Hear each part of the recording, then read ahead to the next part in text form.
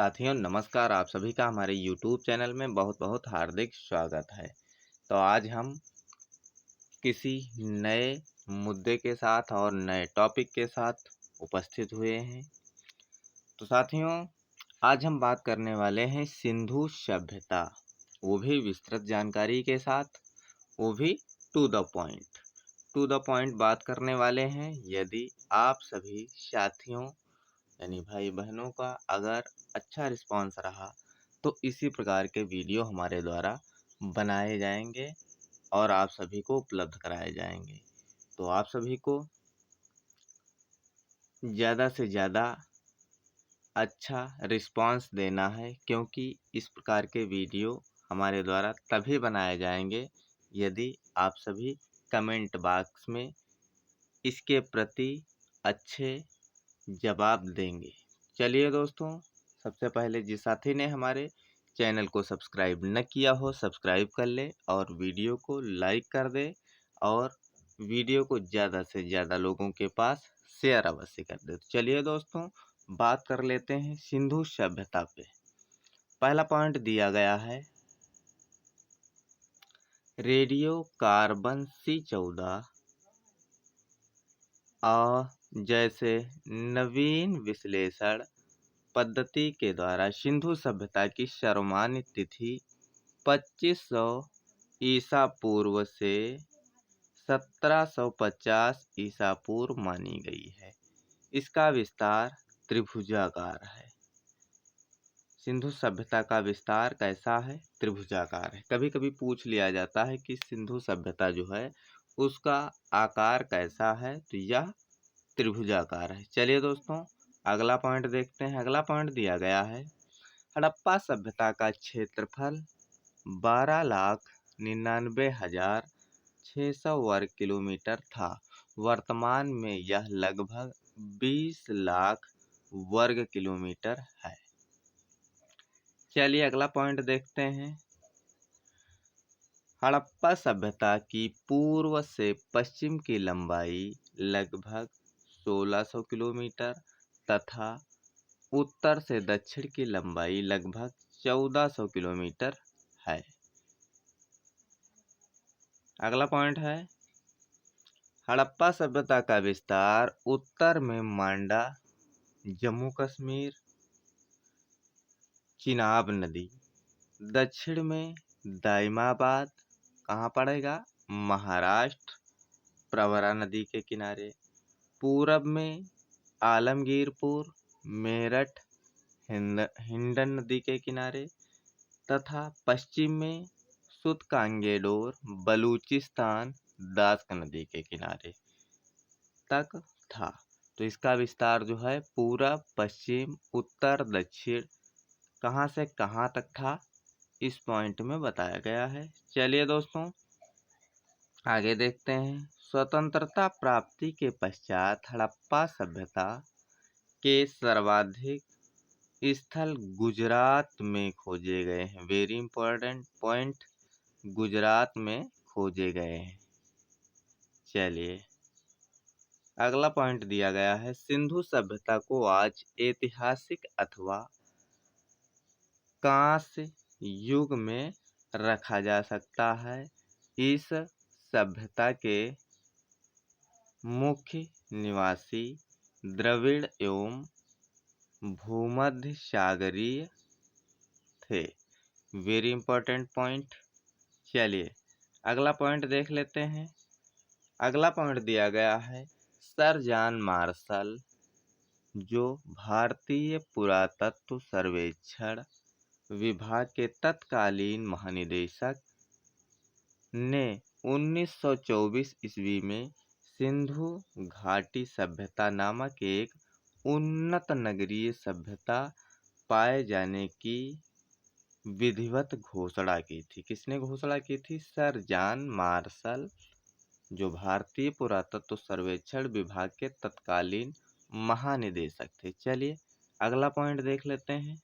अगला पॉइंट दिया गया है सिंधु सभ्यता या सैंधव सभ्यता नगरीय सभ्यता थी। कैसी सभ्यता थी?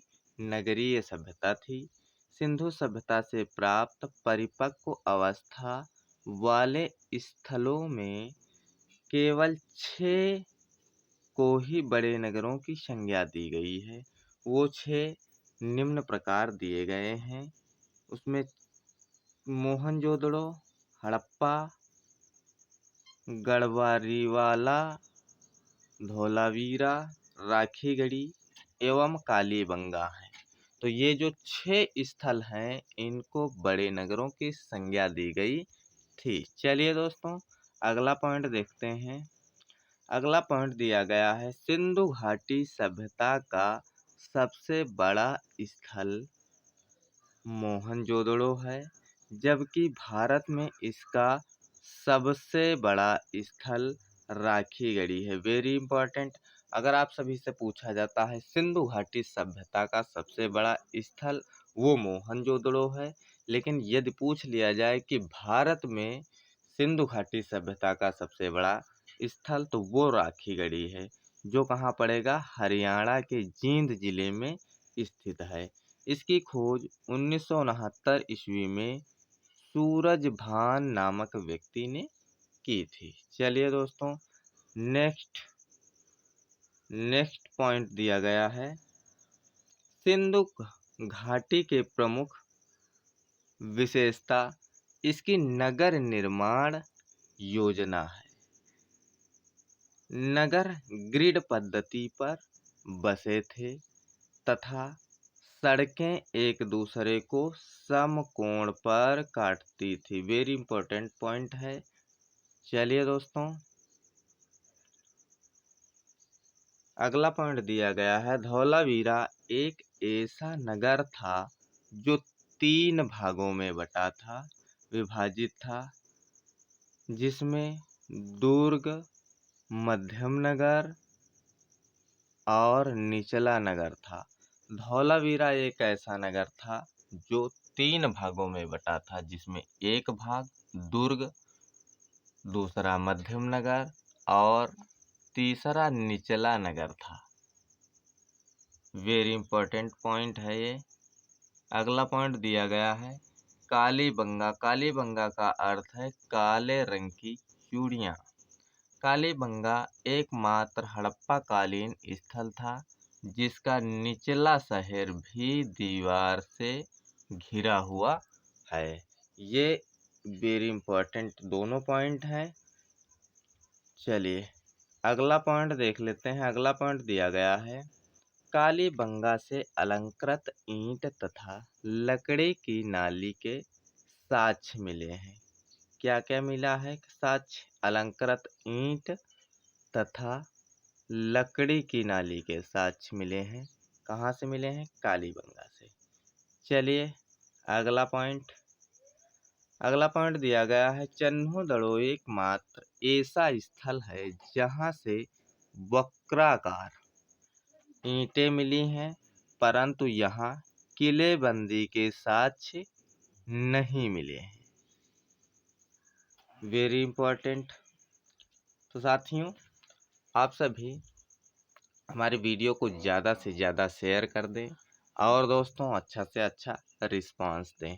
वीडियो को कई बार देखेंगे तो स्वतः ही सारे पॉइंट आप सभी को कंफर्म हो जाएंगे।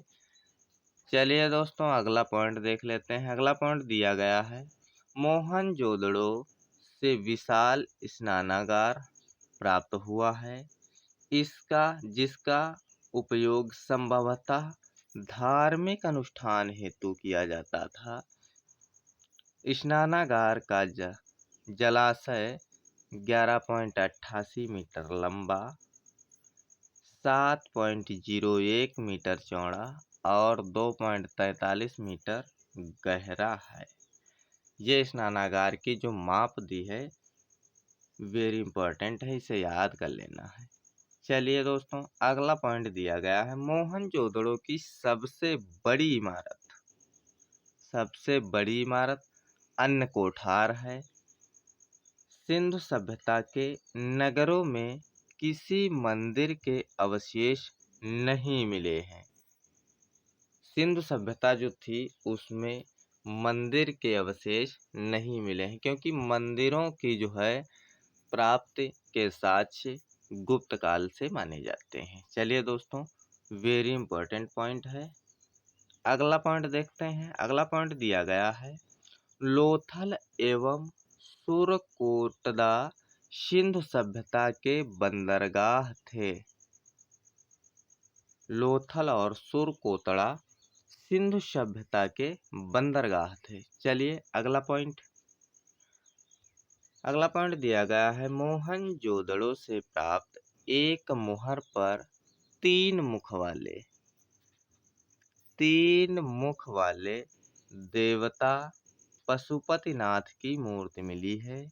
उनके चारों ओर हाथी, चीता, गैंडा एवं भैंसा विराजमान है। चलिए अगला पॉइंट देखते हैं।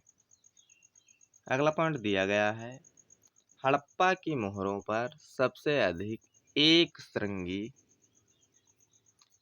सींग वाले पशु का अंकन मिलता है। यहाँ से प्राप्त एक आयताकार मोहर में स्त्री के गर्भ से निकलता पौधा दिखाया गया है। चलिए अगला पॉइंट दिया गया है, मनके बनाने के कारखाने लोथल एवं चन्हूदड़ो में मिले हैं। Very important. चलिए अगला पॉइंट दिया गया है, सिंधु सभ्यता की लिपि भावचित्रात्मक है। यह लिपि दाएं से बाईं ओर लिखी जाती थी। जब अभिलेख एक से अधिक पंक्तियों का होता था तो पहली पंक्ति दाएं से बाएं और दूसरी पंक्ति बाएं से दाएं ओर लिखी जाती थी। चलिए अगला पॉइंट देख लेते हैं। अगला पॉइंट दिया गया है, लेखन कला की उचित प्रणाली विकसित करने वाली पहली सभ्यता कौन है? सुमेरिया सभ्यता थी। तो लेखन कला की उचित प्रणाली विकसित करने वाली पहली सभ्यता सुमेरिया की सभ्यता थी। चलिए अगला पॉइंट दिया गया है, सिंधु घाटी सभ्यता को मृण पात्रों की सभ्यता या पकाई गई मिट्टी के बर्तनों की सभ्यता के नाम से भी जाना जाता है। चलिए अगला पॉइंट दिया गया है, सिंधु घाटी सभ्यता में सर्वाधिक अंकन पीपल पेड़ का मिलता है। अगर आपसे पूछा जाता है सिंधु सभ्यता में सबसे ज़्यादा किस पेड़ का अंकन मिलता है, तो पीपल पेड़ का अंकन मिलता है। चलिए अगला पॉइंट दिया गया है, सिंधु घाटी सभ्यता में सूती वस्त्रों का उल्लेख मिलता है। अगर आप सभी से पूछ लिया जाए कि सूती वस्त्रों का उल्लेख सबसे पहले कहाँ मिलता है, तो सिंधु घाटी सभ्यता में सूती वस्त्रों का उल्लेख मिलता है। चलिए दोस्तों अगला पॉइंट दिया गया है, सिंधु सभ्यता के लोगों ने नगरों तथा घरों के विन्यास के लिए ग्रिड पद्धति अपनाई। किस पद्धति को अपनाया? ग्रिड पद्धति को अपनाया। चलिए अगला पॉइंट दिया गया है, घरों के दरवाजे और खिड़कियां सड़क की ओर न खुलकर पिछवाड़े की ओर खुलते थे। केवल लोथल नगर के घरों के दरवाजे मुख्य सड़क की ओर खुलते थे। तो लोथल को अगर छोड़ दिया जाए तो बाकी सभी जितने भी स्थल मिले हैं उनके घरों के दरवाजे और खिड़कियां सड़क की ओर नहीं खुलते थे, न खुलकर पिछवाड़े की ओर खुलते थे। केवल लोथल नगर के घरों के दरवाजे मुख्य सड़क की ओर खुलते थे। चलिए वेरी इंपॉर्टेंट पॉइंट है। चलिए अगला पॉइंट। चलिए दोस्तों आज का हमारा वीडियो यहीं तक था।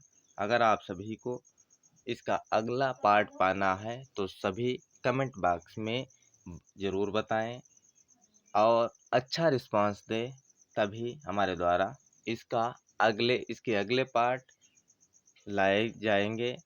तो फिर मिलते हैं अगले किसी नेक्स्ट टॉपिक के साथ, तब तक के लिए। लेकिन दोस्तों, लास्ट प्रश्न भी रह गया है आप सभी के लिए। इसका उत्तर आप सभी को कमेंट बॉक्स में लिख के बताना है। चलिए दोस्तों, क्वेश्चन दिया गया है, सिंधु घाटी सभ्यता का भारत में सबसे बड़ा स्थल निम्न में से कौन है? ऑप्शन दिए गए हैं रंगपुर, बनवाली, राखीगढ़ी, इनमें से कोई नहीं। तो साथियों, फिर मिलते हैं अगले किसी टॉपिक के साथ। तब तक के लिए नमस्कार, धन्यवाद, जय हिंद।